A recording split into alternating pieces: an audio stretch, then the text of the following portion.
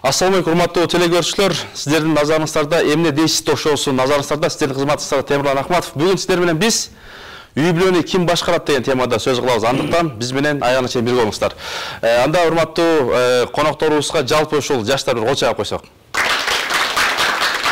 Мынакей Дүйнөлүк коомдук кайрым фондунун негиздөөчүсү, коомдук ишмер Өзбек Чотонов. Кош келдиңиз. Анда мынакей ушул жаштарда ар кандай ойлор тарап келет. Үй бүлөнү кээде аял киши башкарыш керек дейт азыркы жаштар. Кээ бирөөлөр болсо улуму жок, жогорку арыгыбыз бар, тарыхыбыз бар, ата деген бар, өкүмдар деген бар, ал башкарыш керек дейт. Анда сөз сизде. Биздин коом тескери коом болуп калды. Аялдар башкарып калды. Бул эң туура эмес. Такыр туура эмес нерсе да. Вот даже мужик тупой, бакадай, башы бакадай болсо да, эркек башкарыш керек үйдө. Эркек. Аял башкарган ошо туура эмес. Бүт тескери болуп калды, бардак болуп кетет. Жаштардын оюңузга кандай? Кошуласыңарбы? Эркек киши үйдүн ичинде да башкарыш керекпи? Үйдүн ичинде, например, кыздары жүрсө, кыздарын деп кандай жүрүм турум кылышпы, ошонун баарын башкарыш керекпи? Же балким эркектер мындай башкара албай, аларда мындай программа жок болсо, аял киши акылдуу, умница болсо, кандай аял киши башкарса болобу? Ооба, эгер эркек киши үйдө иштебесе, эчтеке кылбаса, аял башкарышы керек. Акча таппаса, аял иштеши керек. Бала күйөөсү болсо үйдө карап, балдарын карап отуруш керек, тамак жасаш керек. Анткени деген тамак жасабаса, же эчтеке кылбаса, биякта деген эркек киши иштебесе, аял иштеш керек. Анткени үй бүлөсү деген ачкадан калбайбы? Зеңги баба коомдук кайрымдуулук уюмунун төрайымы Тотонова сүйлөсүн эже. Сөз сизде. Үй бүлө башкаруу жөнүндө болуп атпайбы? Мен тиги кызга да кошулам. Чынын айтканда баягы кыргыздар эркек башкарат деп коет да. Түзгүн эки жагы бар. Кээ бирлер үй бүлөгө карамдуу болот. Бүт ошол эркектин милдеттик продуктусун алып келиш керек, балдары тарбиялаш керек, аялды кийинтиш керек. Үйгө келген коноктун баарын эркек сырттан каржылаш керек демек. Баштап бериш керек. Бирок баягы күндүн экинчи бетти кээ бир эркектер мына өзүңөр көрсөңүз иштебесе, аялын келип сабап отурса, бир сом продукт алып келбесе, күйөөсү балдардын да уят кылып атышат. Анан аялдар мына азыркы мына билесиңер, өзүбүзчө Кыргыз Республика келгенде аялдардын баары мына иштеген бүт базарга чыгып кетти. Демек эркектер казанда, аялдар базарда. Аялдар базарда болуп атат, эркектер казанда болуп атат. Жөн уксар. Аял негизи акылдуу болсо, эркек ошондой. Анан азыр мен айтып берейин да, анан кээ бир акылдуу аялдагы баары жакшы эмес. Силер туура түшүнгүңүз. Жок, акылдуу аял болсо, эркек ошондой бакадай башы менен жүрсө, аял өзү акылдуу болсо айтыш керек. Үйдүн ичинде аял эметет, бирок эме сыртка чыкканда эркектин намысы бар деген бар да, ошол намысын аял көтөрүш керек. Тиги эме биздин үй бүлөбүздө биз аялдарга муктаж эмес, биз өзүбүздө эле намысыбыз бар, Кудайга шүгүр. Мындайда аял жакшы үйдүн баарын кутталып келет, бүт оокатты жасайт. А кээ бир эркектер бар, нече ал аялын сабап атса, аялын укпай атса, аны эмне жашоо болот? Биз нормальный эркектер жөнүндө да, мисалы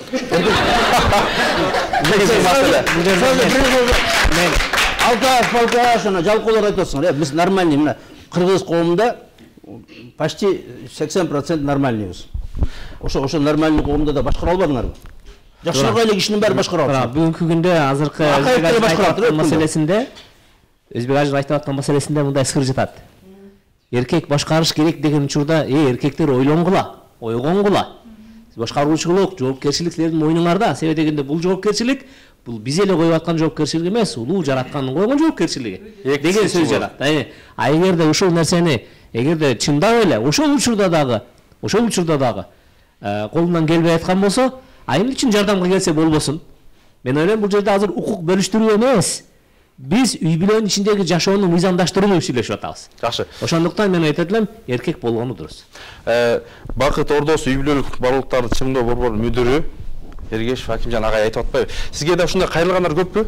Бүгүнкү күндө ошондой үй бүлө баалуулуктарын өнүктүрүү жана чыңдоо борборун түптөп ошону иштеп келатам да, иштеп атканыбызга жарым жылдын жүзү болду, бирок жарым жыл ичинде болгон аралыкта биз ушундай бир оор сүрөттү көрдүк. Бүгүнкү күндө үй бүлө баягы тынчтыктын, боорукерликтин, очогуна эмес, ырчырдын чыдап жашоонун борборуна айланып калган да. Тилекке каршы. Анан изилдеп карап көрсөң, ар бир көйгөгө түшкөн үй бүлөнү чакырып келип отуруп карасаң, рульга отурбачу киши рульга отуруп алган. Кузовка чыкпачу эле киши кузовда калып кеткен. Бул деген сөз ар бир нерсенин өзүнүн табигый орду бар. Мен силерге жөнөкөй мисал айтып берем. Мен шаарда турам, бирок шаардын четирек жеринде үйдө тоок багам. 6-7 тоогум бар. Бир корозум бар арасында. Күндүгө убактым болгондо ээрчитип чыгам да, кененек жерге чыгарып тойгузуп анан кетем да. Билесиңерби ошол мезгилдеги 7-8 тооктун үстүндө бир короздун ролун? Кандай алар? Короз эң алгач болуп эшиктен чыгат. Чыгып тегеректи бир карап туруп, анан кийин эмне кылат? Тооктор чыгарат. Алар чыгаргандан кийин анан герой болуп алдыда жол басып барып туруп, кайсы жерден чыгыш керек экендигин алып барат, көрсөтүп барат. Анан алып барат дагы сыртка чыккандан кийин сыртырактан бир башка короздун үнү чыгып калса, дароо ошол жака барып туруп эмне кылат? Көз салат. Жол башчы. Жок, мен жака жакындап койбойбу, мен жакындап көз салып койбойбу, кол салып койбойбу дейт. Андан кийин чуркап келет дагы бир жемди таап келип туруп, озундагысын түнү менен алып чогуу эле жаткан, эчтеке жеген эмес. Бирок ал эртең менен чыккандан кийин эмне кылат? Биринчи тапкан оокатын кимге алып келип кетет? Мына ушул жөнөкөй нерседен үлгү албайбызбы дейм да? Короздон, Жөнөкөй короздон. Бул негизги маселе болуп окшойт. Мына урматтуу телегөрүүчүлөр, бүгүн сиздер эмне дейсиз ток шоусун көрүп атасыздар. Бүгүн сиздер менен биз чогуу ошол үй бүлөнү ким башкарат деген темада сөз кылдык. Мына Аким агай керемет бир мисал айтты. Анда жаштардын оюн уксак. Менин оюмча, негизи үй бүлөдөчү эки адамдын тең ролу бар да. Аялдын да, кишинин дагы. Эркектен. Мисалы, эркекти биз хан деп коёк, аялды визир деп коёк да. Эгер визир жок болсо, хан башкара албайт. Вазир. Эгер хан жок болсо, анда вазир өз башкара албайт да. Мындай бири-бирине кеңешчи болуп башкарышат. Президент менен премьер бар да. Азыр премьер-министр бияка туруш, мен эле башкарайын, сен ону кухняда отуруп ише болобу? Жок, мисалы мындай да. Премьер-министр азыр айтса да, президентке, сен бияка туруш, мен эле башкарайын деп. Сен башкара албайт экенсиң. Болобу ушундай? Мисалы аял эркек баш болсо, аял моюн да. Моюн кайка бурулса, эркек баш ошол жака бурулат. Азыр мисалы буну айткан сөзү ошондой эле да. Мен айтып кетейин. Президенттик ордунда башкарат, ал премьерлик ордунда башкарыш керек да. Эркек киши орду бар ар кимисинин. Мисалы үчүн эркек киши көчөдө кандайдыр бир чечим чыгарат, же үйдүн сатуу чоң маселелерди кылат. Ал эми үйгө келгенде кечинде ошол эле аял менен кеңешет, баягы кеңешпескен бармак урубайт кылып. Андай кеңешет бу эркекти Кудай таалам оны жараткан эмес. Кеңешпейле, мен дагы улуу пайгамбарыбыз да ошондой болсо керек. Ассалам алейкум. Аял киши ушундай, мен дагы ушул тема боюнча оюмду айтып кетейин. Эркек уже үйлөндүбү, ой эркек алкашпы, туурабы, немеби силер эркектин эркек экенин аял жактуу сыйлаш керек. Алкаш болсо деле. Алкаш болсо деле. Неге дегенде? Тура ушул. Эркекти сыйлаш керек. Неге дегенде Кудай таалам эркек кылып жаратты ошону. Алмас болуп башкара албай өзү жол таппай атат. Эмне кылабыз? Кара. Ошол аял заты кабыргасынан динде да айтылса керек, менин билишимче. Мына алымдар отурушат. Эркекти дайыма сыйлаш керек деп атпайбы? Бул чын. Эркектин өзүнүн орду болуш керек, сыйлашыбыз керек. Бирок эркек ошо эркек деген атка татыктуу болсо, жок, эркек ошо эркек деген атка татыктуу болсо, ошондо 100% биз сыйлайбыз. Бирок баары бир ошол алкаш болобу, башка болобу, ошол үйдө сөзсүз анын орду болуш керек. Урматтуу аялдар азыр айтып атпайбы? Бул карындаш айтып атат, аял эгер акча тапса, эме болсо, эме кылыш керек. Сиз айтып атасыз, тигиндей депчи. Кандай болгон күндө да аялдын авторитети элдин алдында өсөт, качан күйөөсүн сыйласа. Мейли ал акча тапсын, мейли бийликте отурсын, кандай кызматта. Кээ бир аялдар ошо кем акылы менен ойлоп алат, мен күйөөмдү башкарып алсам, элге ушунчалык көрүнсөм, элдер мени сыйлайт депчи. Бирок элдин алдында кадыры түшөрүн билбейт да. Аял мейли кандай кыйын болбосун, бирок күйөөсүн ордуна коюп, бир аз сыйлап турса, мында эл көзүнчө да баш ийип турса да, элдин алдында кадыры өсөт да. Ошону кээ бир аялдар түшүнбөйт да. Ошон үчүн кандай аял сыйлуу, күйөөсү кандай болсо да, бирок күйөөсүн ордуна койгон аял сыйлуу да. күйөөсүн ордуна койгон дегенде мисалы ичип жүргөн аял эркектерди кантип ордуна кое алабыз да? Мисалы динде бизге ичкенге болбойт мисалы, туурабы? Эркектер эркектегидей сапаттарды алып жүрүш керек. Ичип турса дагы макул, сен аны сыйлап турсаң дагы. Эми карындаш сизге айтып коеюн, жакшы аял дейт, жаманды орто дейт. Ортону жакшы дейт, анан жакшыны президент кылат дейт да. Ошо падыша кылып туруп, ошол падышанын аялы болот дейт да. Эми ошону алкаштык деңгээлге жеткизген өзүнө да кемчилик көрүш керек да. Балким ошол өзүнүн ар кандай туура эмес сөздөрү менен ошону ушундай эмеге жеткизди. Демек аял заты деп атасыздар, э? Ооба, аял заты. Эми ошон үчүн аял заты ал эркекти көтөрмөлөш керек. Наоборот, сен колуңан келет, сен колуңан эмне келме келет. Көтөрсө деле болбосочу. Эмне кылат анда? Көтөрсө да болбосо, андан эмне кылыш керек? Жок дегенде дуа кыл дейт да. Демек карап туруңуз, ошол ичкенге дагы аял себепчи болуп атат. Аны көтөрмөлөгөнгө дагы аял себепчи болот. Кайра келип туруп эле аялдар башкарып калат атпайбы? Аял башкар деген эмес да эми. Эмне да? Мисалы президент ичип жүр да. Анан вазир келип, аны кеде мындай байкатпай элдерге. Бекитип коюп, анан кийин кечирип коюңуздар, президент ооруп калып тиги бул деп жүр да. Вот. Анан кийин бир күн президент таштап койду арага. Президент деле башкаргандар болот да. Мисалы элдер президентти башкарабы, ошондой эле үй бүлөдө да. Үй бүлөдө мисалы эл деп биз балдарды айтса болот да. Кичинекей балдарды эл деп коёк. Аял заты деле эл болот, арасына кирип, анан кийин президентке айтат, неме айтат ага. Сен кылганың туура эмес мындай деп башкарат да президент деле. Жок, ал башкаруу эмес, ал замечание да. Ал замечание мисалы. Мына айрыкча жаштар айтып атпайсызбы? Баягы кээ бир аял десе, кээде өзүбүздөн кетет да. Элдин көзүнчө күйөөнү эч жакта жаман айтып, кагып, урушпаш керек. Бул биринчи тарбия. Күйөөнүн жаман кылыктарын ошол общественный жерде же балдардын көзүнчө атаңар жакшы деп балдарга дайыма айтып, атаң кыялына теңелбегиле, атаңарды сыйлагыла, атаңарды урматтагыла деген сайын жанакы үйдөгү эркектерибизди ала көргөн келет, ал кичине мама дейт да. Анан кээ бир эркектер бар, жанакы туугандары келгенде же достору келгенде аялдарын сөгүп көрөт да, башка мынтпайсың депчи, башкарып. Вот ошондо жанакы аялдар, келиндер тиги ответ берет да, жакшы деп күлүп кетип, эл кеткенден кийин жанагы айтат президент эмелери деп помощник. Да, эл кеткенде семейный да, бул деген үй бүлө, бул мамлекет. Ошо мамлекет өздөрүнчө ошол нерсе 4 стенанын сыртына чыкпаш керек. Мына жаштар силерчи. Анан элдин баары кеткенде бир комната өкмөр киресиңер. Мага десең чабышасың, урушасың деп, ошондо эл жокто замечание берсеңер, любой эркектин уже кипич болуп калат. Эркектин жүрөгү эрийт, баары ичип келген күндө багышка аялым жер касып атат, огород тигип атат, балдарды багып атат, мен акмакчылыгым деп, силердин көзүн кээ бир эркектердер гордый келет да, аялын ичинен эсилип жакшы көрүп турат, бирок сыртынан билгизбейт да. Кээ бир мына кыздар, жаңы келген кыздар айрыкча кайненени башкарабыз дейт, күйөөнү башкарабыз дейт. Ошо кайненесин, күйөөсүн, элдин үчүн сволочь, сен мынтпайсың, сени алып кел, суу алып кел, чай алып кел, тигини алып кел дей берсе, любой эркек эмес, бир жактагы ошо күйөөнүн ата-энеси аябай эме болот да, оор болот да. Тымактуу урушпай, бири-бирин даже атын айтчу эмес илгеричи. Кайненелер башкарып калыптыр кээде. Ошол да туура эмеспи кандай? Жок. Үй бүлөнүн сыртынан кайненеси айткандай болот. Кайнене кээ бирлер кайненени жаман көрүшөт да, кайненем тигинтет. Кайнене эч убакта эми арасында бар, жана ким айтып аткан 10% бардыр. Любой учурда кайнене келиним да бактылуу болсо экен, балам да бактылуу болсо экен, ошолор туура тарбия болбосо экен деп, бүт эле 18-де, 20-дан келген эмес, 30-да келген келиндер деле баягы үйүндө тарбиясы болсо ошол үйдүн эмесин тартып кете албайт да.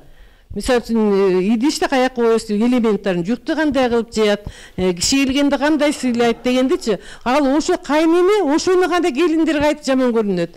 Анан өткөндө ушундай бир маселе болду. Ошол үй бүлө мүчөлөрү, келиндери ошол кайненесине балдардын атасын алып, энесин алып берет экен бюджетин. Анан бир келин чыгыптыр. Кийинки келгени. Бул кандай, бул туура эмес. Укугу сөйлөнүп атат да, анан чыпы чыгып, ажырашуу болду да. Ушундай кандай, ошол учурда кайнене башкарган туура эле балдардын энеси. бюджеттин ошол чогултуп алат экен, ошол бөлүштүрүп берет экен. Бирок мен жанакы кайнене келиндин баланын акчасын алганын туура эмес деп ойлойм. Ар бир өзүнүн семья өздөрү акчасына киришпеш керек да. Эгерде баласы алып келип берсе, мейли, эне алып келип берсе, бекитип койсун касса, кайра келиндерине бергендейчи. Балдарга чогултуп да аны бөлүп берсин. Мынакей сен буну дана көбүнчө жаш келиндер акчасын кайненеге беришпейт. Азыр беришпейт. Азыр кайненеге келин бербейт. Анан азыр күйөөсү деген бале чыккан күйөөсү ким чоң эмес, батыш эмес, бул Кыргыздын келаткан тарбиясы. Ошол салтты бизге күйөө жанагы аялына да берип, анан жашырып энесине да берип атпайбы? Бул деген ачык болуш керек. Анда ачык айтыш керек. Ачык айтыш керек, ачык болуш керек. Апа чалдык эмне кылалы деп өзүнчө программа түзүш керек. Кеп батышта эмес, бул тарбияда. Биздин башынан ата-энеге кандай тарбиясы чоң, ошол тарбия аялга жетиш керек. Када салттарыбыз, када салтыбыз кандай эле мурда. Мына канча бир билишимче устаздар айтат, бир 30-20 жыл оны батыштан бирөө келди да, ушул жерге деген маалыматтык саясаты менен, мына интернеттин балеси менен биздин жаштардын башына айлантып коюшту. Энпошниктер. Чай кылбайбыз, кызмат кылбайбыз деп уже мен сизден жакшы азыр билип алыпмын. Уже келген бюджетке уже кол салып башташыптыр. Уже тарбия, ошо мына бирге бюджет эмес. Бюджет эмес, үйүңдүн бәрин. Үйүңдүн бәрин алып. Биз мамлекет, үйдүн мамлекет атабыз. Мен ушул үй-бүлө боюнча, ошо бюджет боюнча айтып кетейинчи. Мындай да. Мисалы үчүн бага келин ала электики чейин кайнене эме ошол келиндин кайненеси, анан үйдүн кожоюну, бала үйдөгү кыздардын баарын бюджетти, например, ошол кайненеси кармаса, келин келгенден келинге өткөрүп бербейт да кайнене. Бирок ошол кайнене калыстык кылыш керек да, ошол баардык акчаны бюджеттин баарын ортого коюп, бул жолку да мына келин менен балам кийинсин, бул жолку да силер кийингиле, могул акча продуктуга кетсин, бул акчаны ошол ража-прыжага кетсин деп кайнене калыстык кылыш керек бул жерден. Кылгандарды көп бар, калыстык кылгандар бар. Ошентип калыстык кылыш керек да. Анан келин келгенде эле кайнене ошол бюджеттин баарын кармап жүргөн кайнене сразу келинге өткөрүп бербейт. Ал кайнене деле кичине акырындык менен баш иет дагы, анан келинге өткөрүп берет. Сиздер айтасыздар, эркек башкарыш керек депчи. Бирок мына аял затында ушундай да ролу болот да, ушинтип келин тура багытка салуу, дагы тура нерселерди үйрөтүү, ошол мындай аял заттын эмес иши да.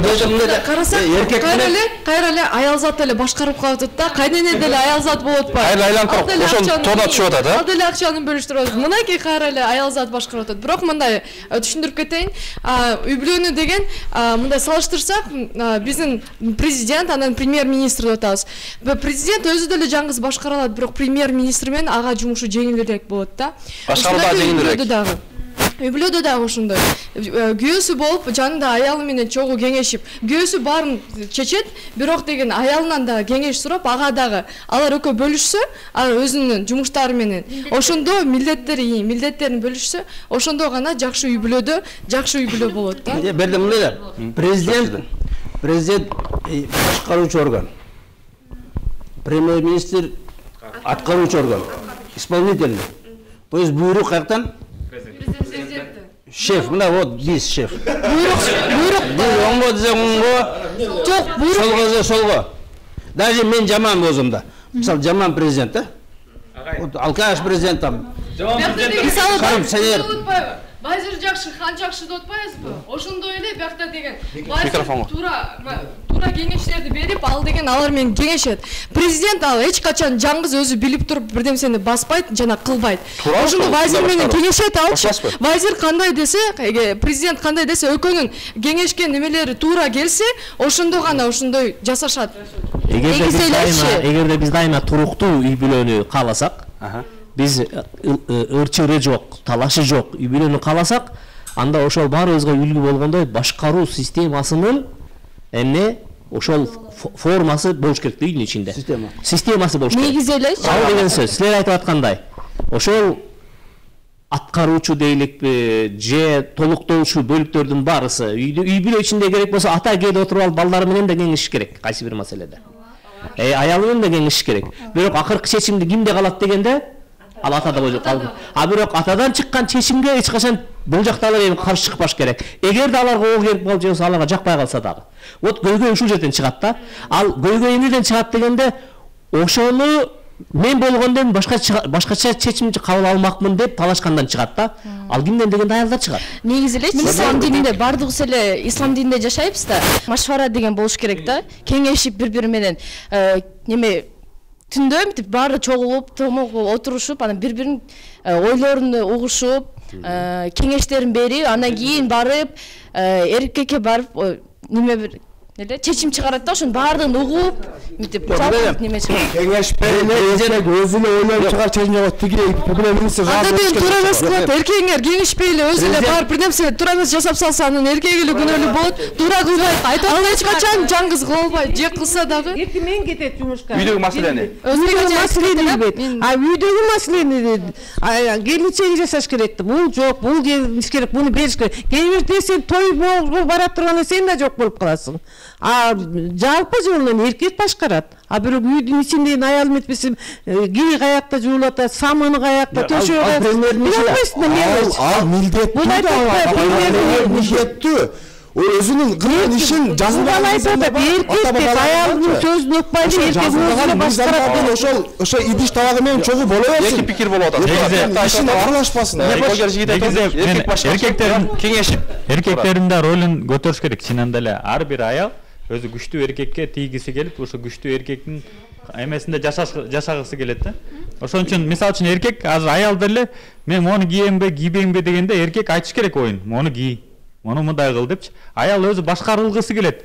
Бирок ал үчүн күчтүү эркекти каалайт да.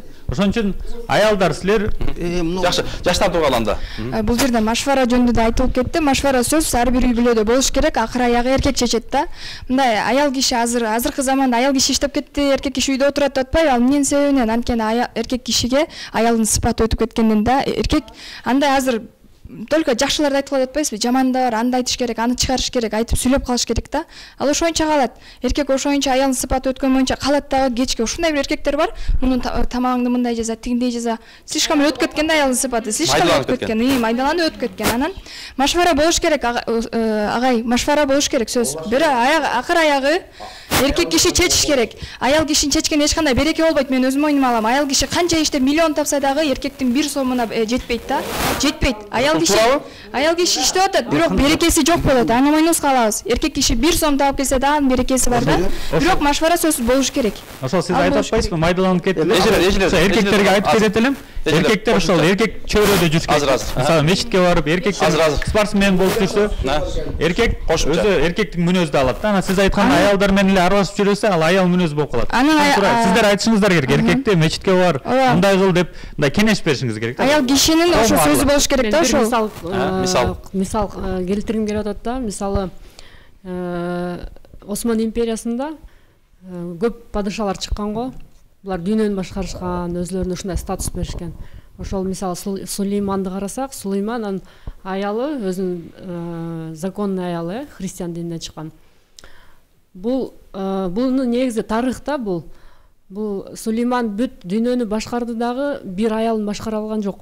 Бул жөндөн жөн келип чыккан жок. Андан кийинки падышалардын да аялдары ушундай болгон да. Жана дворецтеги эле закондорду эмес, ал деген аялдары уже чоң жанагы мамлекеттик иш-чараларга чейин катышканда, бул деген жөндөн жөн чыккан жок. Бул деген тарых. Муну мен эмне деп айтмакчымын? Бул аялдардын натурасы. Эркектер канчалык биз деген башкарабыз, биз күчтүүбүз деген, да, физически күчтүү, бирок аялдар башкарат. Бул бүт жакта, бул жакта жок, бул жакта байке айтып атпайбы? Дегеле аялдар милдеттүү депчи. Аялдар милдеттүү. Жок, аялдар милдеттүү. Бул жерде биздин коногубуздун келген, коногубуздан чыккан пикир туура. Алып чыкпайлы, бул тарыхый факт. Бул тарыхый факт Кыргызстанда дагы бар. Биздин да башыбыздан өттү. Бирок бул өзү табигый факт деп кабыл албашыбыз керек. Себеби дегенде, ал эмне менен бүттү ошол. Ал баардыгы трагедия менен бүттү да. Кайсыл жерге аял аралашкан мезгилде ал жер трагедия менен. Эгерде биздин үй бүлөбүздө трагедия менен бүтпөсүн десек, анда үй бүлө ичиндеги башкаруу системасы дайыма эмненин көзөмө жетекчинин көзөмөн астында калыш керек. Бүттү ошол эле. Бул жакта байке айтып туура байке абдан сонун ойлорду айтып атат. Жантан бери эфирдин башынан бери эң сонун мисалдарды келтирип чыгып атпайбы? Кайрыла макалга келебиз да. Аял жакшы, эр жакшы, вазир жакшы, хан жакшы. Келип эле аялдардын орду жанагы айтып атпайсызбы? Келип туруп чечимди эркек чыгарыш керек, бирок ошол чечимге үй бүлө мүчөсү каршы чыкпаш керек деген жакшы пикир айтылбадыбы? Айрым аялдар мисалы ошол эркек чыгарган чечимге каршы чыгып дагы бир жолу аткарбай койду, сен айткандай болбойт, сен айтканда моундай болуп калды дейт. Эки жолу, үч жолу анан ал эркек уже өзүн алсыз сезет дагы чечим чыгаргысы келбейт. Мен чыгарган чечим баары бир дейт да. Андан кийин аял кайтара ошого өзү себепкер болуп калды да. Анан аял кайра күйөөсүн мисалы күнөөлөп жүрүшү мүмкүн. Бул ушундай чечкинсиз, дайыма ушу мен үй бүлөдө мен айтканым эле болуп жүрөт. Бул ушундай эптеп эле көлөкө деген бир аялдар бар да, мисалычы. Ага өзү себепкер болуп калган, өзү байкабай калат да. Ошон үчүн аял киши күйөөсүнүн чечимин бир тарыхый бир падыша өткөн экен дейт. Айтып бер, мен кичинекей мезгилимде. Падыша ушунчалык каардуу, ушунчалык чечкиндүү, ушунчалык баатыр болуп, эч кимге баш ийген эмес экен. Бирок сары түспөлдө аял болгон экен. Анан ошо ал күчтөн тайып, анан кичине сөздөн калган мезгилде анан отуруп айткан экен. Дан көрү тегеректин баарын башкарып, баары колунда турган мезгилде сары жылан келип, ушу кончумдан кирип, мойнумдан чыгып кеткен мезгилде булт деген эмес элем. Бирок ушу сары катын келгенден кийин үндөбөчү болдум деген экен. Эми бул дагы эмне биз баятан бери айтып аткан маселе, бул акыр аягында эмне бүтүш керек деген учурда үй бүлө ичиндеги болгон кичинекей мамлекеттин башкаруусу ийгиликтүү болуп бүтүш үчүн сөзсүз түрдө эмне болуш керек? Баягы кыргыз айткандай эле бир казандын ичинде эки кочкордун башын салып албашыбыз керек да. Ошол. Биз айтып аткан маселе ошол. Ал жерде бир кочкордун башы калсын, ошол жетиштүү болот. Себеби дегенде ал вазир өзүнүн милдетин аткарып жүрө бериш керек. Берде мынада аял башкарганда үйүңдүн баары ким? Кайын журдуң. Өзүңдүн тууганыңа орун жок. Вот, эркек байкуш кор. Туугандарын чакыра албай калып кеткен. Анткени ары турчу деп коет да. Анан кийин акырын ата энеңди да ары турчу дейт. Анан карып калган аксакалдар да алып барып койчу ана жака дейт. Так, мына ошондой, анан эртең ошол кийинки поколение деп да. Жанагы мындай деп жүргөн аял эркек негизи аялын өзүнүн аялынын ордуна койгон биш керек да. Урматтуу бир туугандар, азыр жанагы зыяндуулугу что эртең балдарыңардын баары подкаблучник болуп калат. Азыр баарыңар айтып атпайсыздарбы силер? Аялын башкарып кетсе өзүнүн туугандарын, эркектин туугандарын чакырбайт, ата энесин аны кетирет депчи. Любой бир эркек өзүнүн аялын кол салбай эле мындай катуу карбаш керек, жесткий болуш керек. Анан кийин кээ бир жактан ордуна койгон билиш керек да. Ошонусун эркек деген атын билдирет. Урматтуу бир туугандар, мен айтып кетейин. 1 минут. Чыгып кетпейби? Балким баягы аялдар назик да, кандай? Тура, аялдар назик. Бирок эркектер бар, эркектер мындай границалар чыгып эле бүт жактан эле аялын басынтып эле басынтып андай болбош керек. Эркек да өзү акылдуу болуп, өзүнүн аялын деп казанын артынан чукка барабы өзүң? Эркек эч качан аялын артынан чукпаш керек. Өзүнүн аялын ордуна кээ бир жактан коюш керек, билген жактан. Границадан чыгып кетсе коюп туруш керек. Бирок аял негизи эркектин жанына жүрүп туруш керек да. Адамзаттын асылы эң акылдуу пайгамбарыбыз саллаллаху алейхи вассалам. Мына сиздер да айтып атасыз, за каждой сильной мужчиной стоит женщина деген. Ол туура. Бирок адамзаттын асылы макал келтирген, макал ояктан эң акылдуу пайгамбарыбыз саллаллаху алейхи вассаламдын Хадижа апабыз өтө коомдо мыкты аял болгон. Аябай мыкты аял болгон. Бирок пайгамбарыбыздын ордуна коюп, пайгамбарыбыздын ушундай бийик эмеге жетишине Хадижа апабыздын орду чоң. Бирок Хадижа апабыз ушундай коомдо мыкты аял болсо да, бирок пайгамбарыбызга этият кылат эле, баш ийет эле. Ошон менен кандай үлгүлүү үй бүлө? Бизге баарыбызга үлгү болот. Азыркы негизги маселе ушу азыр биздин аялдар, кыздарыбыз эмнеге баш ийбей калды? Көпчүлүк пайызы. Мен биздеги практикадан өткөн окуяны айтып берейин. Жигит Рустамга окшогондо сомодой жигит. 3 балалы болуп калган. Эртең менен жумушка кетет, кечинде жумуштан келет. Эртең менен эптеп ушу канатына калкалап, ошол 3 баласы менен айылдан келген жигит турмушка эмне болгон эмгек билесиңерби ушул? Эмне болгон жүк? Ал физический, психологический, морально оор да эркекке. Өтө оор. Бул себеп дегенде ошол жүктү тартып баратат. Бир күн жумуштан келсе, акырын эшикти ачып кирсе эле үйдө бирөө шуурап сүйлөшүп аткан болот. Андай болгон, шуурдай болгон 3 баласы бар. Ким болуп калган, үйдө жалгыз эле аялым болуш керек эле го, балдарымдан башка эч ким болбош керек эле деп улак сала калса, кайнежесинин үнүн угат. Кайнежеси туруп алып туруп, "Эй, акмак болуп тигил айтканына көнүп жүрө бербе. Сен моундай дегенде моундай деп кой. Моундай дегенде моундай деп кой.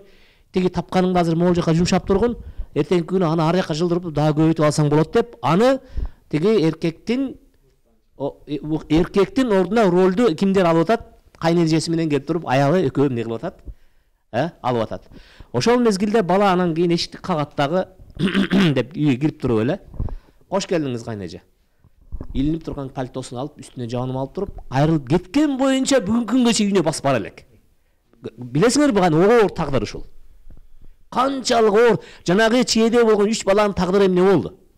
Жанагы ушуна Кыргызстандагы өсүп келаткан үй бүлөнүн оорду эмне болду? Кыргызстан мамлекетинин оорду кайка кетти. Ушул жерде эми кайын журттун же кайнеженин таасири алтында келип туруп, аялдардын башын айландырып, эркектин ролун алып берип коюуну эмне кылгандыгынан кесепетинен. Тагдыр бузулду, үй бүлө бузулду, мамлекетке доо кетти. Жыйынтыгында келип туруп, адамзатка доо кетти. Тиги балдарды ким тарбиялайт? Тиги кайсыл атанын кучагында чоңойот эми? Биз ошонун аркасынан түшүп, биздин күчүбүз жетпей атат. Канткенде башын бириктирсек болот эле деп. Тере дегенде намысы экен да, жигиттин намысы, айтат, намыстуу жигитти эмне өлтүрөт дейт? Камыш өлтүрөт? Жок, намыстуу коёнду камыш, жигиттин намысы. Коёнду камыш соёт, жигитти намыс соёт деген сөз бар. Мына ошондуктан ошон айтып атасыздар. Мына ошон үчүн айтасыздар. Күйөөгө чыккандан кийин всё күйөөдөн башка эч кимди укпады. Всё атаңды да укпа, апаңды укпа, всё баары чужой. Всё атаң прощай навсегда. Эч кимден укпа. Ой, анткени келип жана мына устаз айткандай, кайнежең башкарат, жездең башкарат, үйүңдү баары башкарат да. Аялың алып кетип калат. Вот жок үйдө. Что за эме болуп калды? Бардак. Ошон үчүн эч кимге мына только күйөөңдүн уруксаты чыкпай калып атасыз. Башкаруу деген баш үй деген ошол. Башкаруу деген ошол. Мына башкарганда, мисалы, мен хозяин, полновластный хозяин. Менин эме менен, мен чийген территория менен жүрөсүңөр. Мен мындай кыл деген ишти кыласыңар. Вот анан кийин анча-мынча кеңешиңерди берсеңер макулмун. Бирок чечкен мен чечем. Ата азыр эмне болуп калды? Азыр баары сиз чечип атсыңар. Вот даже кызды берип коет экен аял. Азыр кызды аялдар берип коет экен. Сен бияқта бир коноксуң, келип алып, уже берип, уже свадьбасын айтышып, сүйлөшүп, анан кийин сага мындай эме болуп коет да, мындай уведомление. Бирок ошол сиз айткандай ошондой кыйын. Могул жерде мен кошулам да, мына үй бүлөсү жана эжеси, жеңеси келип кызды бусуп атат да, күйөөң жаман, тыйына албайсың, сразу эле күйөөңдү башкарып ал дегенге.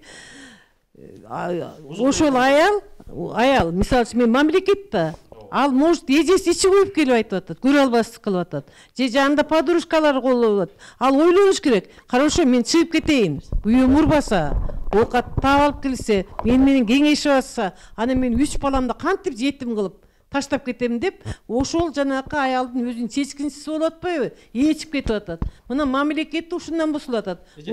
Азыр айтпады ошол бала кетти деп, ошол туура кылган же туура эмес кандай? Анан ошону айтат, анан бул жерде ошону айтып келе атпаймынбы? Макул, аял жана кирди, бирок тиги бала курнамыз. Кээде эркектер курнамызга эме кылат да. Курнамыз айтты, мен аялга баш ийген жокмун, коку эжеси келип калыптыр, жесеселер мен чыгып кеттим депчи. Ошол эркек үйдүн башчысы болуп атат да. Эже кайнежеси кеткенден айтыш керек. Бирок деген бул намыс эмес. Мен да айтып койгонмун. Бирок деген эркек чыгып кетиптир. Бул деген өзүнүн намысынан. Бирок деген ал туура эмес кылды. Өзүнүн үй бүлөсүн таштап, бул деген намыстык эмес. Бул уже туура эмес кылып атат. Ал ошондо ошол жерге кирип эле, кайнеже кандайсыңар деп эле сылык айтып туруп эле, биякта үй бүлөдө мен биякта эркекмин, эркек киши менмин деп айтыш керек. Бул жерде биз бул жерде философияга салсак болот. Биз гумандуулукту иштетсек так болот. гумандуулук иштетсек дагы болот. Же жашоонун башка бир мыйзамдарын, стандарттарын колдонуп көрсөк дагы болот. Себеби дегенде меники ушундай болуп калды, эми бул ситуациядан чыгышым керек деген арганы жасайбыз да. А бирок табиятты кантайбыз? Эркектик табиятты түшүнөсүңөрбү? Намыс дегенди. Мен билбейм, аялдар ал нерсени билеби билбейм, бирок бул жерде отурган эркектер айткылачы.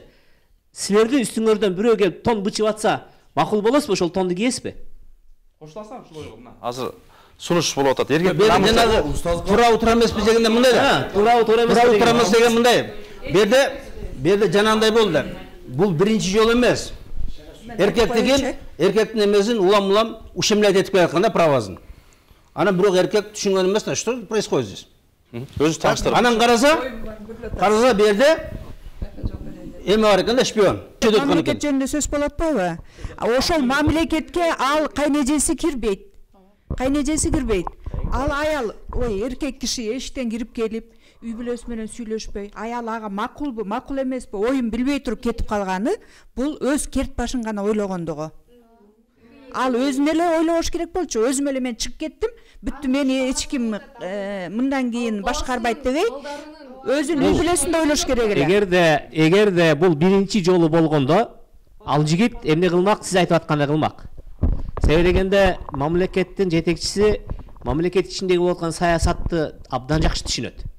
Ал саясат канчалык урчуп бараткандыгын, канчалык жакшы эмес нукка бараткандыгын ал эскерткен алга чейин. Бул последний капля болгон, бул уже отчаянный шаг болгон. Последний капля. Анткени уже чаша толуп калган болчу да. Ооба. Бирок деген улам бир нерсе болуп аткан. Бирок байкуш эркек балдарым бар эме деп. Ошол эркек ошол улам болгон жерлерге да кыскача жетпеш керек болчу. Эркек деген мен эркекмин деген эркек эч качан өзүнүн үй бүлөсүндөн башка кишилерди киргизбейт. Жок, кайнеже да. Бул жерде мамлекеттин ичиндеги саясатка түздөн түз исполнительный орган киришип алган. Жок, эмне үчүн ошол орган ал болгонун эмне кылыш керек болчу? Балдарды аялга таштабай, балдарды өзү менен кош алып кетсе болбойбу ал? Жок, аял негизи эле менен ал сурага ага чейин ошол нерсе кайталанып келген. Бул жердечи. Негизи бул жерде аялдын да күнөөсү бар да. Анткеничи күйөөзүнүн ортосунда эмне болуп аткан, анын өзүнүн кайын журтунан ар жака айтпаш керек да. Күйөөзүнүн ортосунда болду, ошол ортосунда эле калыш керек да, сыртка чыкпашы керек. Мына туура ушул маселени айтып аткан. Аткаруучу орган башкаруучу органдын ролуна өтүп алган учур болуп калган да бул жерде. Ал аткаруучу орган эгер кайсы көйгөй көтөрүлбөсүн, башкаруучу органга так жеткирип туруш керек эле. Мондай болуп атат. Болгону болгондой кылып. Бирде мында премьер-министр башка өлкөнүн шпиону менен сүйлөшүп атат. Түшүнүңбү? Агай, бул жердечи эркек башкаруучу орган болуп атат. Башка өлкөнүн шпиону келип алып бузуп атат да. Бул келип сүйлөшүп атат, спокойно. Мүмкүн ошол 3 бала эркек бала болсо, ошол шпиондун колуна салып берип койду. Эртеңки күнү андан кандай эркек өсүп чыгат деп ойлойсуз? Агай, ошол эркек башкаруучу. Берде ушундай болот. Берде мындай. Биздин закон бүт баары батыштын закону. Берде мусулманчылык жыттанбайт даже. Ооба, акыркы мына. Бүт баары аялдарга берип койгон. Эмнеге? Анткени билет, что аял уже тарбиялай албайт. Коом бузулуш керек. Бул батыштын эмеси, планы. Бүт бардак болуш керек. Аялдарга бүт планды эме берген, эркек байкуш ушунда отуруп үйүңдү алдырып бересиң, балдарыңды алдырып бересиң, баарын алдырып бересиң. Мына азыр ошол закондор ушундай да. Шариатта мындай. Шариатта балдар эркектики. Бүт алып коет. Аялды үйдө дейт, баары башка бирөө күйөө чыгат. Көрдүңүзбү шариаттыкы? А силер шариатка макул болбой жүрдүңөр. Мына шариатта ошенткенде аял киши айтат, "О, менин балдар алып коет" деп кетпейт. Анан жакшы жүрөт. Мына мен айтпадыкпы? Эч кимдин тилин алба деп. Жок, ал баласын таштап туруп өзү эле кетип калып атпайбы? Балдарын таштап койду ошол жерге. Анткени баары алып коет. Душмандарга таштап койду. Үй бүйү менен. Ал өзү эле мен башыма не керек бар деп эле таштап коюш. Ого, себеп мен устазга кошулам, ошо НПО деп атышат. Ушул азыркы массалык маалымат каражаттары менен интернет менен дагы жолу кайтыла кетсем, биздин жаштардын жаңы немелердин башын айлантып атышат ана НПОлор. Башын айлантып үй бүлөгө чай куйбайм. Ушул жигиттин айтканын мен сиздерге Өзбекстандын каналына бир кыздын публичная кыз да, коомчулук тааныган кыз чыгып алып, жашы 24-дө 25-деги кыз чыгып айтып атат. Жарыя кылып. Бүгүнкү күндөгү биздин коомдо, биздин заманда жашаш ушунчалык жеңил. Анан эркек деп жүргөн аялдарга мен такыр түшүнө албадым дейт. Караңыз сөздө. Эркек деген аялдарга такыр түшүнө албадым. Эркек бул ким дейт. Сага тамак алып келип береби. Тамак деген азыр көчөгө чыксаң, кафенде түрлөп жасап берет дейт. Баарда. Эркек сага эмне кылып берет? Машинасы менен ташыйбыз. Сыртка чыгып 01-ди тартып 011-ди эле чалып койсоң, такси эшигинин астында турат дейт. Эркек сени эс алдырып, өлкөлөргө кыдыртып келеби. Сен турфирмага барып туруп заказ кылсаң, сага бардык шарты менен алып берет дейт. Эркек сага эмне кылып берет дейт. Үй салып береби десе, үйлөрдү азыр тандап сатып алсаң болот дейт.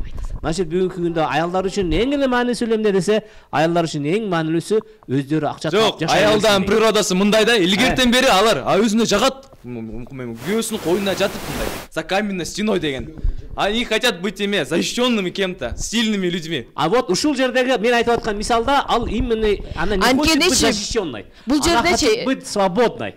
Ушул жерде мен айтып аткан маселе именно жанагы сырттан келген биздин ата бабабыз сатып басып келген салттык жолубузга доо кетирген нерсе бар. Эркектер дагы өздөрү намыс салттык жолдо аялдар качан келип айткан эмес эле. Мага эркек керек эмес деп качан айткан эле тарыхта. Анткеничи эркектер өздөрү допускать этишкен да. Анткени бул жерде жок. Ал эркектердеги болгон кемчиликти айткан жок. Ал чөйрөдө түзүп калган шартты айтып атат. Мен үчүн эркек мага бүтүрө турган жумуш калган жок, баары даяр, мага эркек керек эмес деп атат. Чынтасыңар? Өзүнөз кожоюн. Агай, ошол кайсыл жактан пайда болду экен ошол? Вот ошол биз айтып аткан нерсе биздеги чегара эшиктери толук ачылып, биздин тарыхтан, ата бабабыздан келаткан баалуулуктарыбызга доо кеткен учурда ушул нерсе башталды да. Жакшы, эми урматтуу телеөрчүлөр, сизде эмнеге кетип атат? Анткени эркектер өздөрү. Эгер эркек өлүп калган болсо, эжеке сурап атат. Эркек өлүп калган болсо деп кыргыздарда эркекти керек болсо, жок, эркектин аялын анын бир тууганын алып берип койгон. Анын маселеси чечилген. Өлүп калса айкесине же. Таштап кетсе деп атпайсыз, эми таштап кетти. Таштап кетсе дагы башка бирөө чыксын. Башка бирөө чыксын. Устаза кимден жерге шык. Балдарды берсин ата-энесине. Эмне үчүн азыр биякта микрофон. Эмне үчүн ушунун баары келип чыгып атат деген себеби биринчиден батышты туурагандактан, экинчиден ушул жаңа элек мен айтып кеткен эркектердин терс жактары, ичип кеткендиктен, таштап кеткендиктен, кабырга аял кабыргадан жаралат деп айтпадыңызбы? Ошол кабырганы кыйшайтып сындырып албастан, назик эркек өзүнүн милдетин билиш керек да. Милдетин билбегендиктен мына кыз кишилер азыртадан мен өзүм эле акча табам. Атанын мээримин көрбөгөндүктөн ушунун баары келип чыгып атат. Байкеси карындашына жакшы тарбия бербегендиктен эркек өзүнүн укугун унутуп калып, ошо жана атасы таштап кетет атпайбы? Атасы таштап кеткендиктен мына ушундай келип чыгып атат. Атанын тарбиясын бербейт, атанын ордун билбейт анткени алгыз. Ошон үчүн ошондой сөз чыгып атат деп ойлойм мен, оюм ошондой.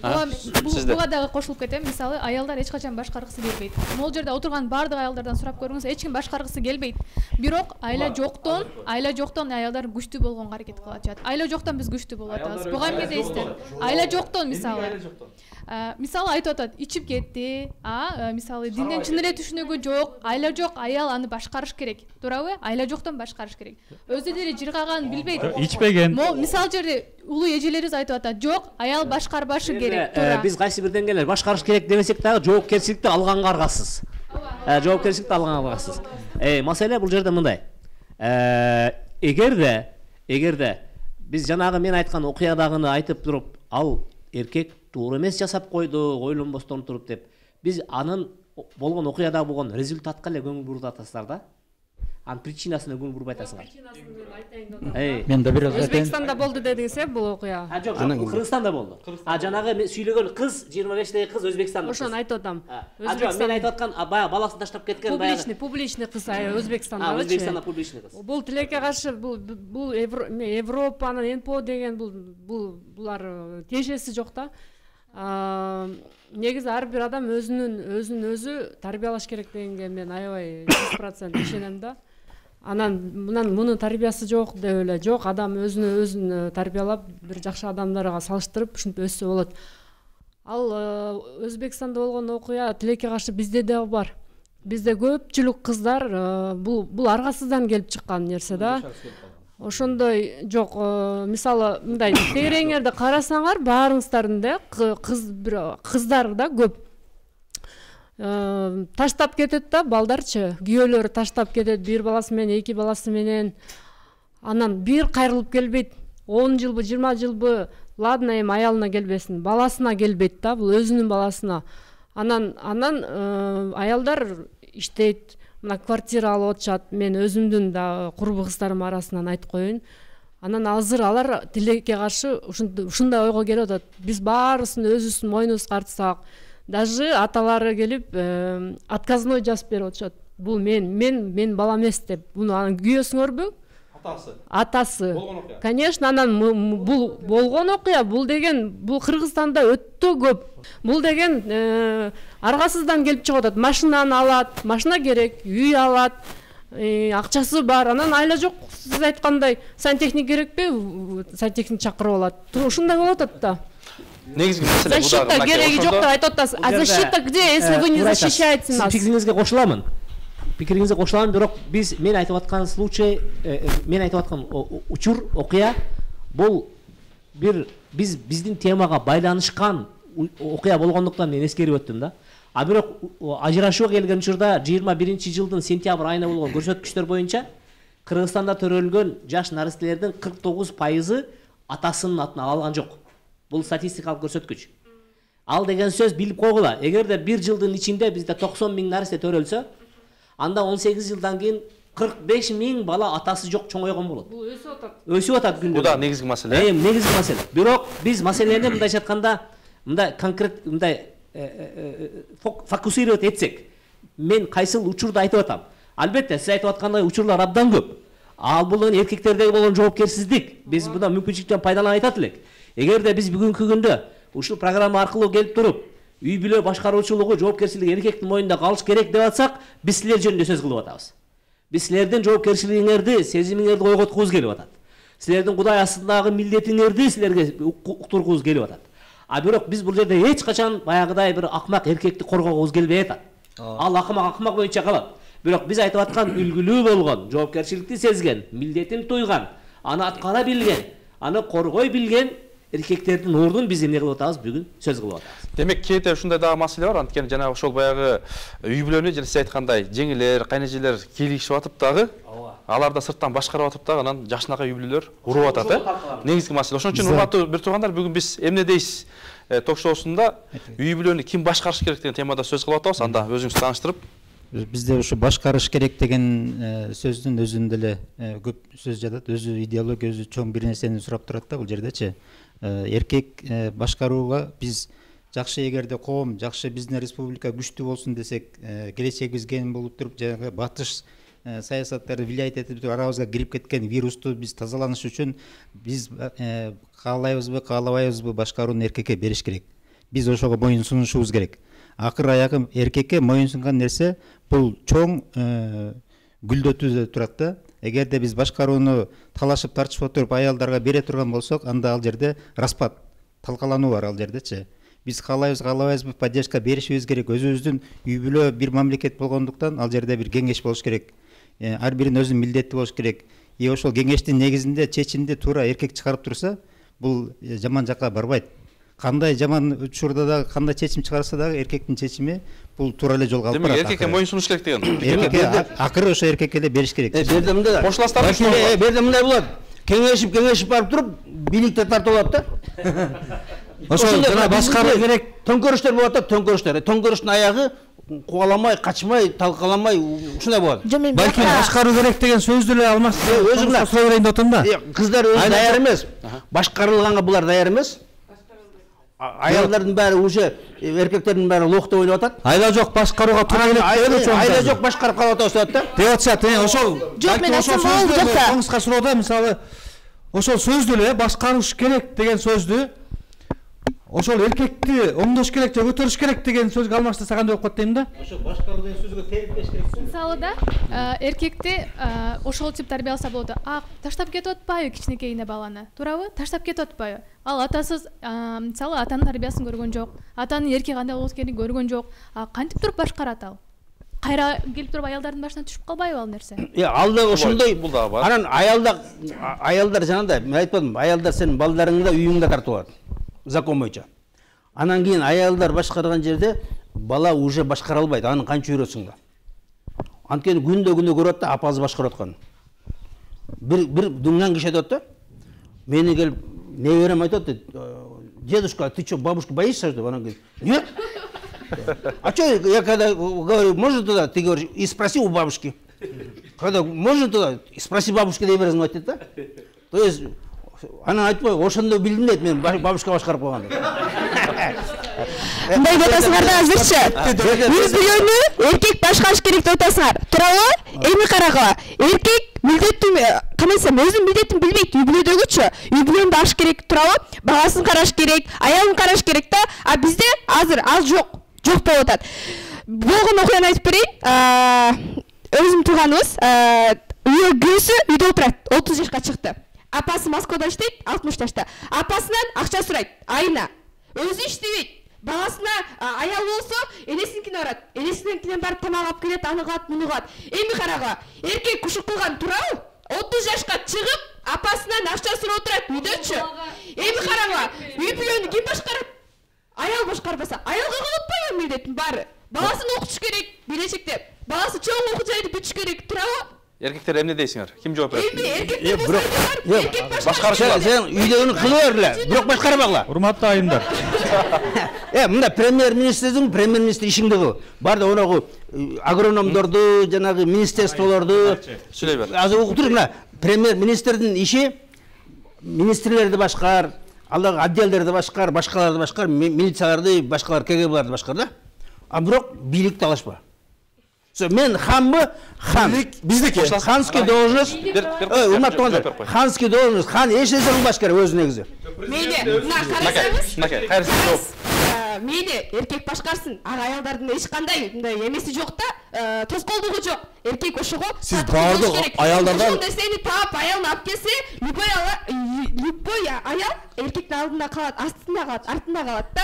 Мейли, эркегин таап келет го. Мага эмне жетсин эми ушул таап келет, балама жетип атат, мага жетип атат. Эми бүтүндө отурганга аял милдеттүү. Эми карагыла, эркек эч нерсе таппаса, үйдөн нан жок болсо, баласы кийингенге кийим жок болсо, аял эмне кылыш керек? Аялдын отура бербейт, туурабы? Ашкалчылыктан өлбөйт да. Саур кылышып.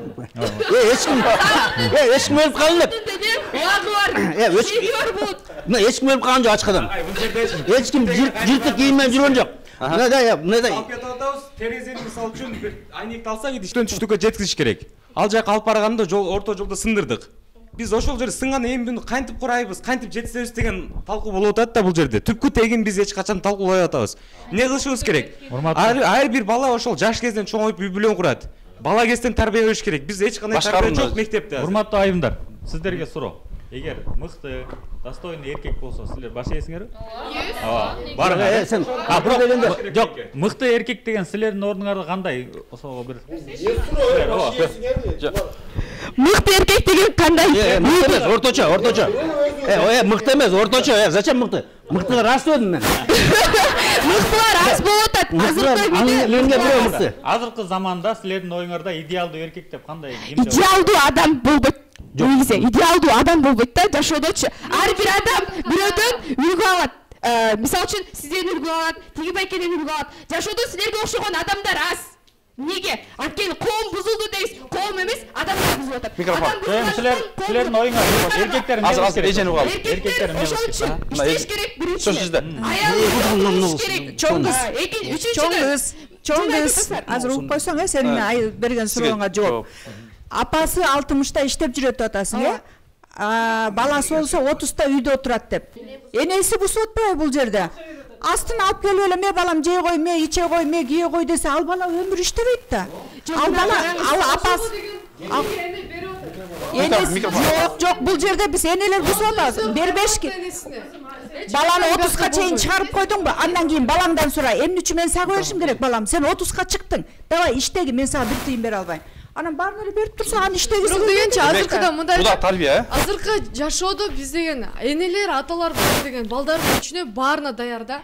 Анан азыркы баласынын колунан келбей атса, анан кийин анын үй бүлөсү болсо, аялы, балдары болсо, анан энеси өзүнүн энеси көрүп кой мен балдарым, неберелерим, келиним ачка калбасын деп ошого алар акча салышат да. Өздөрү ошого келишет, ошого жеткизишет. Бирок деген биякта деген энеси, бирок деген баласы эмнеге иштебейт? Биякта деген баласына да туура эмес тарбия берилген. Бул эжекенин айткан сөзү да туура. Аялын апасы алып келип берип коюп атат. Бирок бул жакта себеп эмне? Атасы барбы ошол баланын? Каякта атасы? Эмне себептен атасы ошо үлгү көргөзгөн жок? Эже кошумча. Бул жерден жана энеси туура эмес кылып атат деп атпайбыз. Эне деген бала төрөлгөндө убагында туура тарбия берет да. Анан баягы туура тарбия берип атканда ал эне байкуш эмнеге иштеп атат? Ошо балам бутуна турса экен деп атат. Балам ошол үйдүн эмесин пашты мамлекет кармап калсын. Анткени атасы жок да. Бала үйдүн эркек болгондон кийин үйдө калып атат. Ал балачы ошо үйдө калып эле ал жетип бутун асып алып жатпайт. Огороду бар, малы бар, тегилердин баары иштешет да. Иштетет да.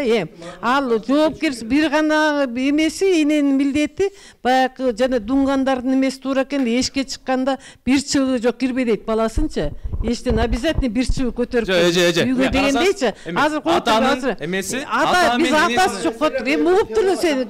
Ай уулум угуптур да. Мына азыр силердин сүйлөгөн сөзүңөрдү эле көрүп атасыз да. Жок, ата менен энеси тарбиясы көрүп сен жок оостон сөздү бусуп атасыңар. Биз бул жерден деген баарыбыз угуп ушу мындайынкиси бир тазалануу жолу менен ошо жаштарыбызды кандай сыйлаш керек, энени атанын ролун айтып атабыз да. Аны ажылдаганы берсек, баягы гавнону чыга берсең чыга берет. Анан кийин эме да силер айтып атпайсыңар да, ти чоң кыз айтып атпайбы? Мен баарын эркек табыш керек, эркек мынтыш керек, эркек шалтырып отурган эркектер болуп атат. Бирок ошо энесинин тапкан акчасын дагы ошол бала үйдөн өзүнүн баласына өзү иштеп акча тапкандай тарбия бериш керек. Вот тарбиядан кубаз. Сиздер эмне дейсиз ток-шоусун көрүп атасыздар. Эми жыйынтоо бөлүнө келсек, бул өтө чоң тема. Ошол эркек башкарса кандай артыкчылыктары бар? Же болбосо улуу тарыхый инсандардан кимдерден ошол башкарган саясаттарын алсак болот жана же балким аялдардын да башкарган жакшы жактары барбы? Жыйынтыктап берсеңиздер. Эме мен берейин. Жыйынтыктасак. Мо теманын өзү эле мындай эме болуп атат да, үйдү ким башкарыш керек депчи. Эмне үчүн бирөө башкарыш керек үйдүчү? Үйдө деген ынтымак болуш керек эң биринчи. Мындай бири-бирин уга билиш керек. Ал деген сен башкар, мен башкар деген болбош керек. Ал улам бирөө эле үстүнөн боло берсе, ал үйдө ынтымак болбойт да. Келишимдүү болуш керек. Аялдан да кемчилик кетет, эркектен да кемчилик кетет. Ошону уга билиш керек, кетирген кемчилигин түшүнө билиш керек. Анан ошондо экөөнүн баскан турганын, жасаган ишин карап туруп, анан бала тарбияланат. Баланын тарбиясы бир эле ооба энеден 80% ген балага энеден кетет. Бирок ошого ата биз деген үйгө баладан мисалы мен балам бир жакка суранганда сөзсүз түрдө мен айтам, биринчи атаңа чалып, анан атаң уруксат берсе, анан барасың. Бирок кайра эле ал деген атасы айтат, эме апасы сен жибересиңби, анда жибер деп. Бунда деген үй бүлө эне биринчи атаны, хоть кандай ата болсо да, атаны биринчи орунга коюш керек.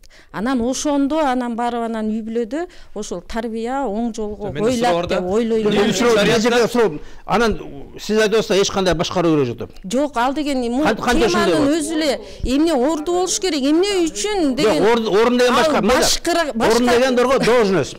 Должность. Башкаруу дегенде силер мындай бир аябай мындай эме мындай тема болуп атат да, башкаруу дегенде эле силер деген сөзсүз түрдө үстөмдүк кылыш керек.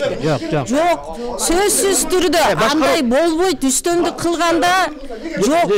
Үстөмдүк кылган болбойт. Үстөмдүк кылганда сен эгерде үстөмдүк кылсаңыз, мисалычы, үстөмдүк кылсаңыз сөзсүз түрдө туура эмес нерсе болот. Эгерде мен кыйынмын деп эле туура эмес жагыңызды деле момтип неме кыла берсеңиз, мындай сунуштай берсеңиз, көрүнүп турат, что сиз туура эмес айтып атасыз. Бала дагы неме болот? Мындай эжеке мен мындай суроо. Эжеке мындай да, биздин коомдо, мисалы, таласский коом.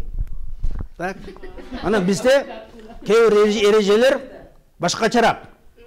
Биздеки эреже башкачараак. Кандай? Мисалы мына чуйскийлердики мягкий, либеральный. Бизде диктаторский режим. А о эмеде Нарын менен көлдө матриархатский.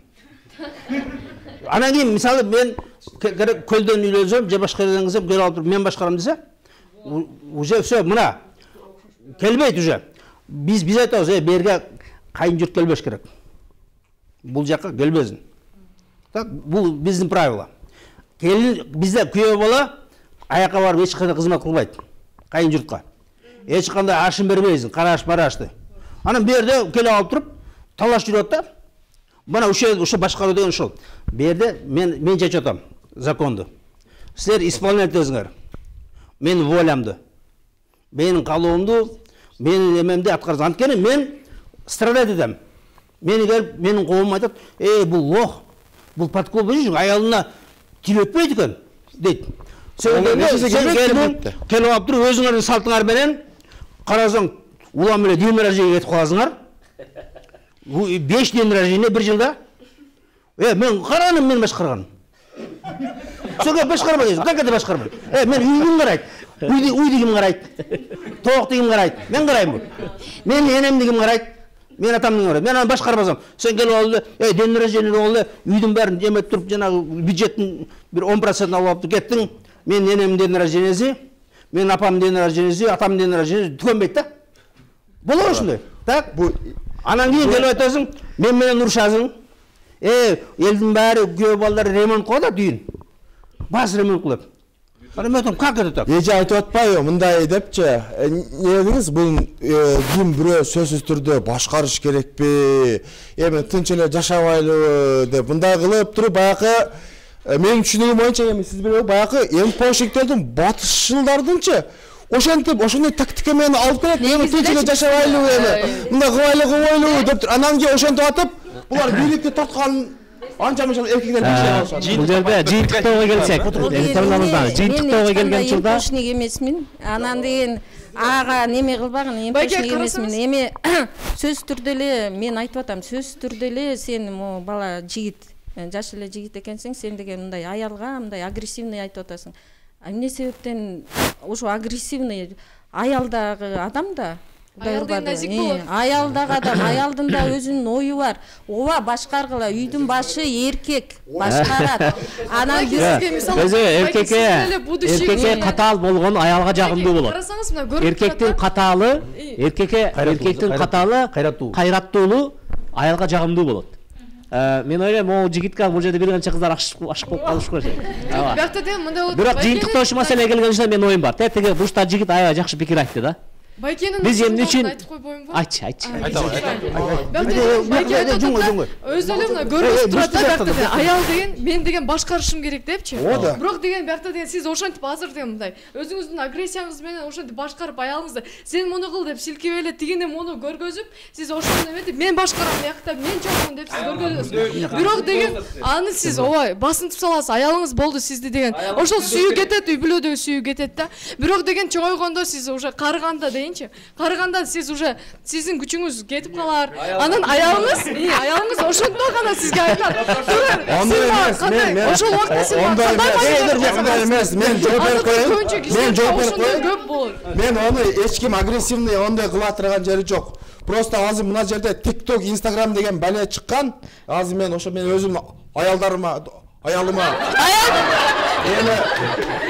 Жо байке, сиз айтып атасыз да, кош мамиле аялга жасап. Телефон менен баягындай болбой, бул жерде эркекке итаат, эркекке баш ийиш керек. Макул, исламда айтпайлы, башка нерсе айтпайлы, ата бабаларыбыздын жазылбаган мыйзамдары. Мына бул талкуу болушу керек эле бүгүн. Мына жаштар келип алыпчы. Ата бабаларыбыз кандай? 3төн 4төн аялдарды алып келишкен. Тигилер баш ийип келишкен. Мындай талкуу болгон эмес. Ушу батыштын саясаты келди, ушу бале болду, ушу талкуу болду. Байке, сизге жооп берсем. Сиз мындай деп атасыз да, аялдарга кош мамиле кылыш керек деп атасыз. Эми караңыз, адамга кандай мамиле кылсаңыз, сизге да ошондой мамиле кылат. Аялдан кандай мамиле күтүп атасыз сиз? Ошондой мамиле кылып? Жок, наоборот, силер эркектен күткүлө кандай мамиле? Тоо кылдым мен. Биз неге атабыз? Биздин да окугубуз бар да, туурабы? Бүгүнкү тема мына эжеке бар. Бүгүнкү тема ким башкарыш керек деп атпайлыбы? Негизи сиз айтып кеткендей, биз Кыргызстан алакандай болгон өлкөбүз, бирок тилекке каршы ар бир региондо өзүнүн закондору бар. Ошонун азабынан таластыктар жок, таластыктар эмес, чүйлүктөр көбүнчөсү таласка көлгө барганда азабын тартышат, потому что аяктын салты башка. Бул ушул бүгүнкү күнгө чейин ушундай болуп келатат. Башкаруу маданияты башка. Башкаруу дагы, салты дагы, там все есть. Андан кийин кыргыздар негизи сиздер мага азыр макул дейт болушуңуздар керек. Кыргыздар негизи башынан эле эч кимге баш ийбейт экен. Бизде бир падыша болгон эмес да. Ар бир чүйдү башка киши башкарган, нарынды башка башкарган, таласты башка башкарган. Биз бир ханга баш ийген эмеспиз. Азыркы күндө дагы мына канча президенттер келип кетип атат. Жакпайбы, сразу барып алып салып атабыз. Уже дүйнө жүзү мынакей Казакстан өткөндө эмне болду? Канчалык аракет кылды, кыла албай коюшту. Хоть ар бир шаардан 5000ден чыкса дагы. Бул биздин каныбызда бар экен. Биз негизи ушундай тентегирекпизби? Ашыгыраак айтып койсом кечип калат, бирок мен өзүмдүн оюмда кичине тентегирек халк окшойбуз да. Биз вообще эч кимге баш ийбейт экенбиз. Жок, ушул жерде жооп чыгат да, башкаруу керек экен. Керектиги. Эгерде башкаруу болбосо ошондо ызы чуу боло берет да. Ошондуктан бир жетекчиге баш ийишибиз керек. Мен жыйынтыктоочу сөзүмдү айтайын. Жыйынтыктоо сөз келген учурда татиги жигиттен жакшы пикир айтты да.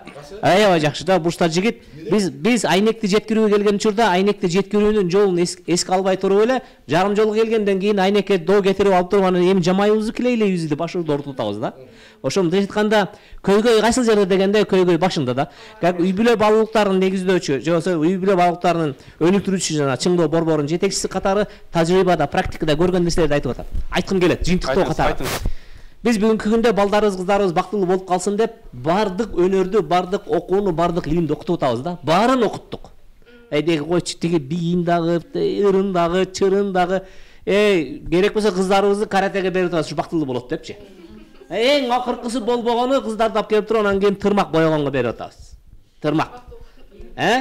Бул жыйынтыгында не деп атабыз? Жакшы жашасын. Жакшы бактылуу болсун деп атабыз да. Жыйынтыгында итогунда эмне? Бактылуу болсун. Эми карагыла, ошол тырмак үчүн дагы биз кызыбызга маани берип атабыз да. Акчасын төлөп берип, убактысын бөлүп берип, өмүрүн бөлүп берип, ал керек болсо кайсы бир жерге барган мезгилде ал окуусун бүткөндөн кийин 2-3 жума бекер иштеп бересиң десе эле макул болуп атабыз, иштеп берчи эми. Эмне болсун, эртең күн сени кайтарым болсун деп. Бирок айткылачы, бүгүнкү күндө үй бүлө түптөгү келген учурда кайсы бир жерде маани бердикпи? Убакыт бөлдүкпү? Вот көйгөй кайсыл жерде? Бушул жерде эгерде биз үй бүлө куруу, үй бүлө ичиндеги мүчөлөрдү, үй бүлө мүчөлөрүнүн ар биринин жоопкерчиликтерин, милдеттерин таанытып, окутуп кое турган шартты түзүп берсек, анда биз монтеп неме болбойт элек. Анда биз талашка түшпөйт. Буланма суроо болуп кетти. Аял кишилерге мындай суроо да. Мында эркек балдарыңар болсо, мындай аял киши эркек балдарыңарды келечегинде кандай көрөсүңөр? Ал аялы башкарыш керекпи? Аялына баш ийиш керекпи же аялына баш ийип калыш керекпи? Же болбосо экөө кеңеш болуш керекпи? Ошол жерде суроо да бар да. Мына аял киши өзүнүн ордун коомчулукта кандай кое алат? Өзүнүн эркек баласын карап туруп. Мен жыйынтыктоочу азыр жаштар Закимжан Ажиергешев аябай сонун нерсени айтып кетти. Бул жаштарды чын эле даярданышыбыз керек. Бүт жакка окуп атабыз, үй бүлө даярдоо курстарына окуй атабыз. Бирок кыздарга көп мындай курстар. Сунушубуз эркек балдарга айтсаңыздар. Эркек балдар дагы окушсун. Эмнеге себептен кыздар эле акылдуу болуш керек. Кайра эле келип берип койсоңуздар, мен баарыңыздарды уктум, агайларыбыз, эжекелерибиздин баарын уктум, бирок мындай азыркы биз жаштардын да өзүбүздүн күн эме алышыбыз керек да. Биз сөздү берип, анан кайра укканды билбейбиз да. Биз ошонучу сөздүн жулап алганды, ошо биз аябай авторитетибизди көрүп атабыз да. Биз ошону билишибиз керек. Эң биринчи деген аял деген өзүнүн милдетин билиш керек, назиктигин болуш керек, эркектиги да ушундай болуш керек. Анан айтып атпайсыздарбы, бул бир эле кишини туура эмес кылса, бул общий кишиге бул туура эмес кылды дегенге болбойт да, андай нерсе кылганга болбойт. Ар бир киши өзүнүн башында. Анан милдеттүү деп сиз байке айтып атасыз, аял милдеттүү деп. Аял эч качан бирөөгө эч нерсе милдеттүү эмес. Жок, байке угуңуз, милдеттүү эмес. Себеби никому ничего, никто ничего не должен деген сөз бар го, никто ничего не должен дегенчи. Ошондой эле принципке туруш керек. Бирок бул үй бүлө болуп аткандан кийин бул бир чечимди чыккандан кийин ооба милдеттүү болуш керек, ошонун жагында биле бериш керек да. Анан кийин сөздү талашып, анан кийин бул андайдын кереги жок. Милдеттүү деген эме, милдеттүү эмес деген эмне бул? Кайненеге чай койбойбу? Мен суроо мына кызга. Ошо милдеттүү эмес дегенди түшүнбөй калдым. Милдеттүүнү кандай түшүнөсүз? Милдеттүү эмес деген. Милдеттүү деген кандай? Кайненеге чай койбойбу? Эмне бул? Эмне милдет? Жок, милдеттүү деген бул үй бүлө деп атпайбызбы? Үй бүлө деген болгондон кийин бул милдеттүү болуш керек. Бирок аял деген мындай кандай десем, бул байке айтып атпайбы? Никто никому не должен, ничего не должен деп атасың, ошону түшүндүрүп берсин деп. Бул эмне бул? Тоо кылдым. Жыйынтыктап, жыйынтыктап, кыска жыйынтыктасак. Убактыбыз соңуна келди, жыйынтыктап, кыска. Оюңар топ-топ кайталабы, Сиз айтканча эле айтам, жыйынтыктап коеюн сөзүмдү.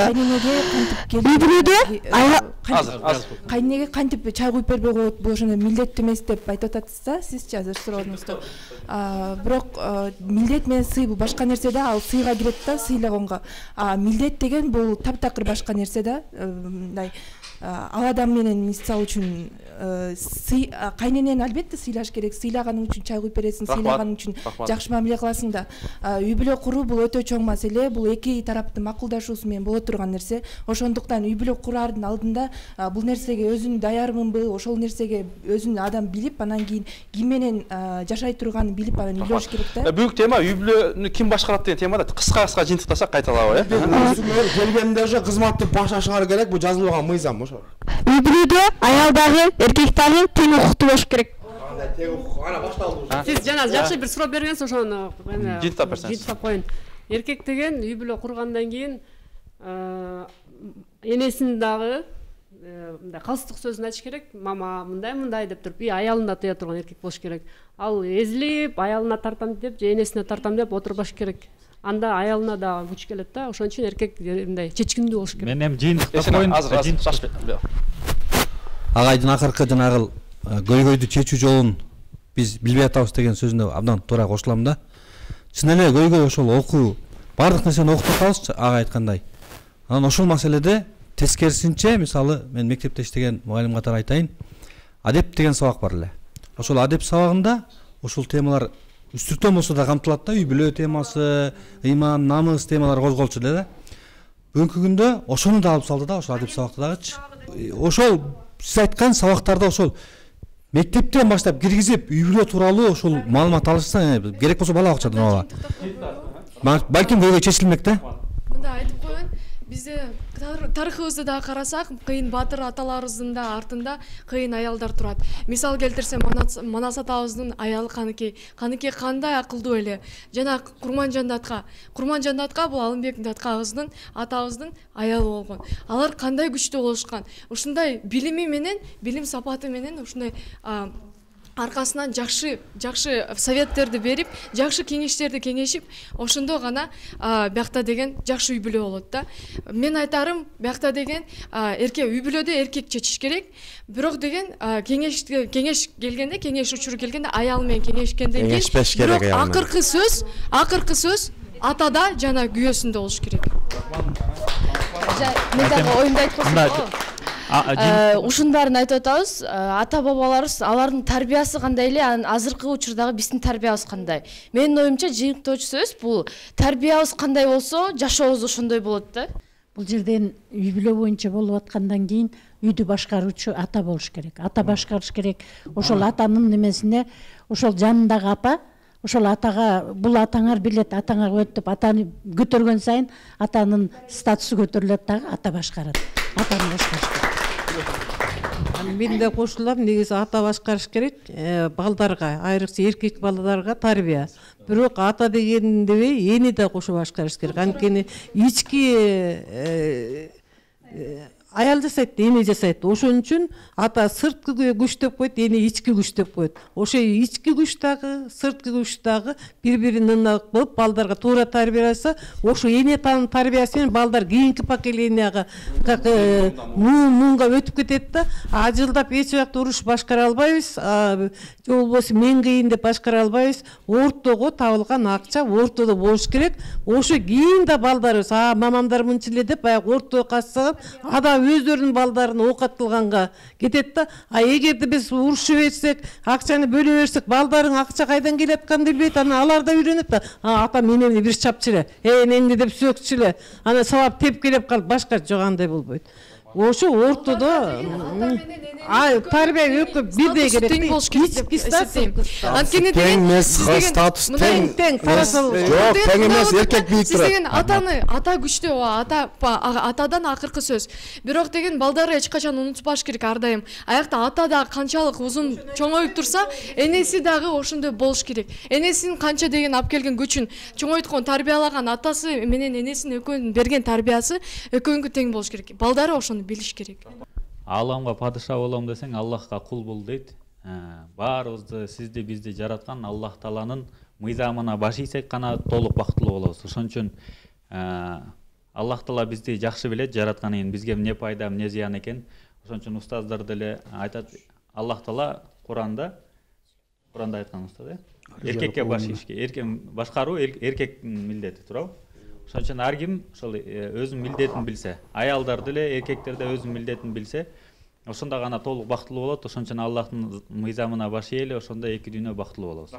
Азыркы пикир боюнча биздин Рустам мырза айтып өттү. Улуу жараткан Кур'анда мындай дейт. Стаулбилна ар-риджалу каввамуна алан ниса деген.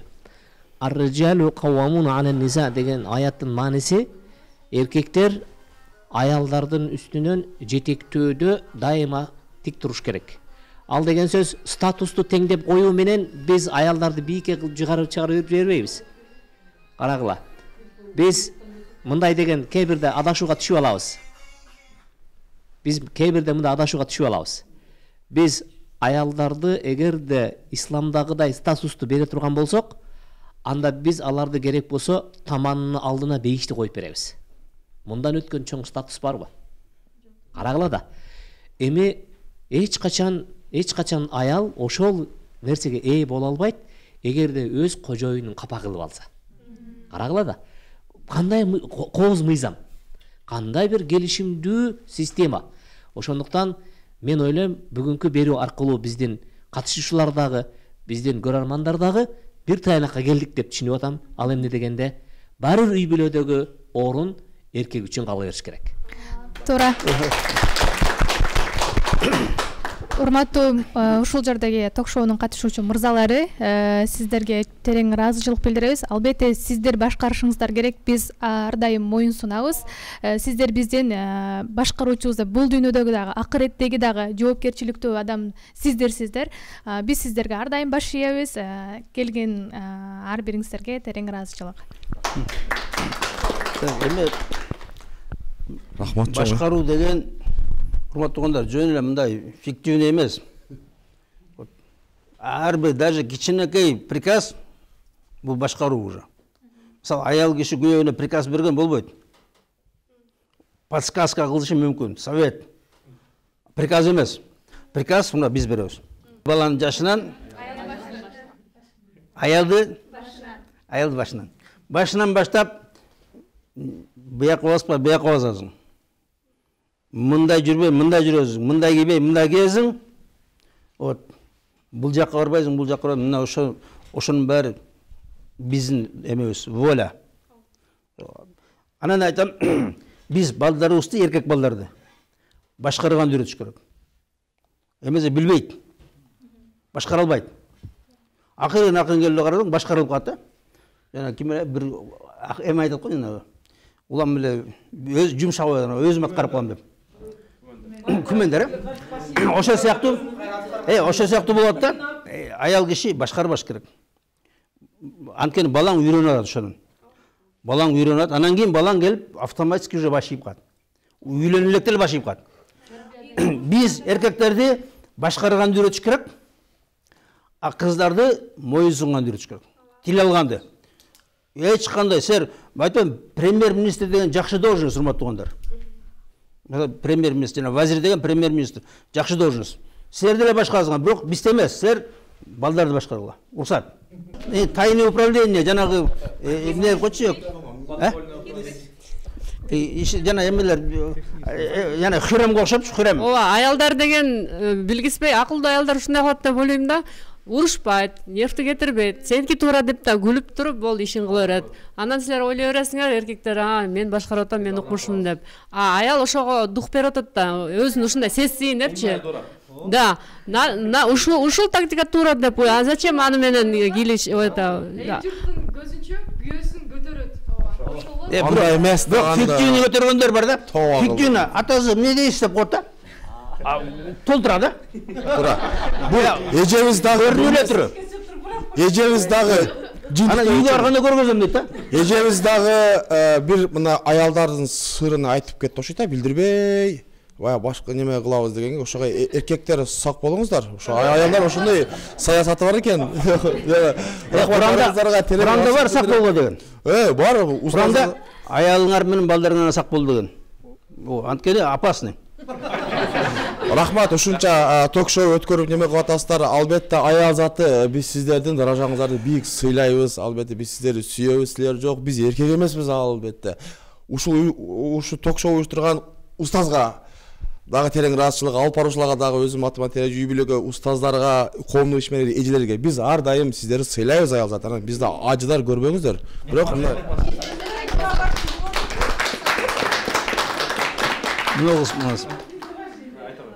эркектерден аялдар эч качан бийликти алышпайсыз туурабы аялдар? Эч качан талашпайбыз. Эгер эркек ошол статуска татыктуу болсо да. Бирок сиздер статус дегенде бизди ойлогула, кел мына бир кап акча менен өтө күрөтөй каалагаң бар алып кет деп. Эң жөнөкөй эле үйдө бир торпогубуз, 2-3 тогубуз болсо да моюнсуңга биз жетет деп. Ата силер келип, элдин баары оногу машина алып берип атат. Мен кеттим деп кетип атсыңар да. Чоң рахмат. Урматтуу телекөрүүчүлөр, бизге бөлүнгөн убакыт соңуна келип калды. Ошондой болсо дагы бүгүн биз теманы, суроону ачык таштадык. Үй бүлөнү ким башкарыш керек темада.